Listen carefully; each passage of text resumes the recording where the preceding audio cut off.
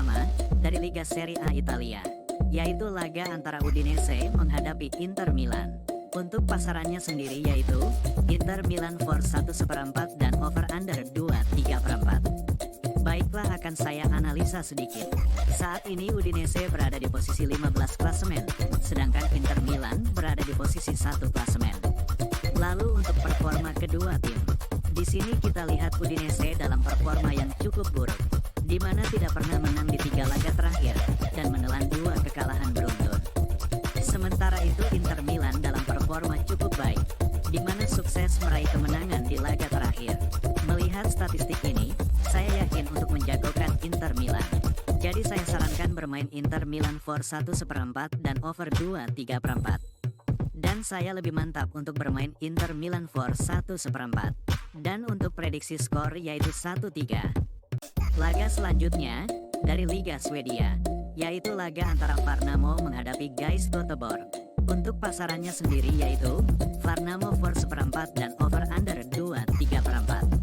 Baiklah, akan saya analisa sedikit. Saat ini Värnamo berada di posisi 10 klasemen, sedangkan GAIS Göteborg berada di posisi 15 klasemen. Lalu untuk performa kedua tim, di sini kita lihat Värnamo dalam performa yang cukup baik, di mana belum terkalahkan di 3 laga terakhir dan meraih 1 kemenangan. Sementara itu GAIS Göteborg dalam performa yang sedikit menurun, di mana di laga terakhir menelan kekalahan setelah di 4 laga tak terkalahkan. Melihat statistik ini, sepertinya Värnamo lebih diunggulkan. Namun saya tetap yakin GAIS Göteborg mampu menahan Värnamo. Jadi saya sarankan bermain GAIS Göteborg tahan 1/4 dan under 2/3/4. Dan saya lebih mantap untuk bermain GAIS Göteborg tahan 1/4. Dan untuk prediksi skor yaitu 1-1. Laga berikutnya masih dari Liga Swedia, yaitu laga antara Djurgårdens menghadapi BK Häcken. Untuk pasarannya sendiri yaitu Djurgårdens for 3/4 dan over under 3. Baiklah, akan saya analisa sedikit. Saat ini Djurgårdens berada di posisi 6 klasemen, sedangkan BK Häcken berada di posisi 11 klasemen. Lalu untuk performa kedua tim, di sini kita lihat Djurgårdens dalam performa yang sangat bagus, di mana sukses sapu bersih 5 laga terakhir dengan kemenangan. Sementara itu BK Häcken dalam performa yang menurun, di mana di laga terakhir menelan kekalahan. Melihat statistik ini, saya yakin untuk menjagokan Djurgårdens. Jadi saya sarankan bermain Djurgårdens for 3/4 dan over 3. Dan saya lebih mantap untuk bermain Djurgårdens for 3/4. Dan untuk prediksi skor yaitu 2-0. Selanjutnya dari Super Denmark, yaitu laga antara Brøndby IF menghadapi Silkeborg. Untuk pasarannya sendiri yaitu Brøndby for 1/4 dan over under 2/3/4. Baiklah, akan saya analisa sedikit.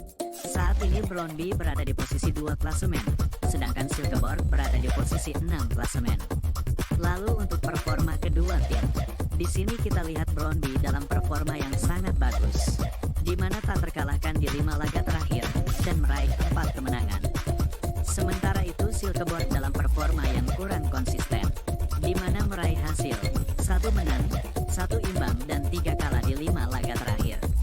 Melihat statistik ini, saya yakin untuk menjagokan Brøndby. Jadi saya sarankan bermain Brøndby for 1 dan over 2/3/4. Dan saya lebih mantap untuk bermain Brøndby for 1. Dan untuk prediksi skor yaitu 3-1. Dari Liga Rusia, yaitu laga antara Orenburg menghadapi Rubin Kazan. Untuk pasarannya sendiri yaitu Orenburg for 1/4 dan over under 2/4. Baiklah, akan saya analisa sedikit. Saat ini Orenburg berada di posisi 14 klasemen, sedangkan Rubin Kazan berada di posisi 8 klasemen.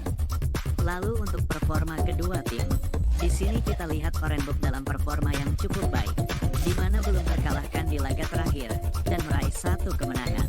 Sementara itu Rubin Kazan dalam performa yang juga cukup baik, di mana di laga terakhir sukses meraih kemenangan.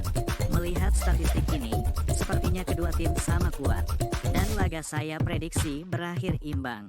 Jadi saya sarankan bermain Rubin Kazan tahan 1/4 dan under 2/4. Dan saya lebih mantap untuk bermain Rubin Kazan tahan 1/4. Dan untuk prediksi skor yaitu 1-1.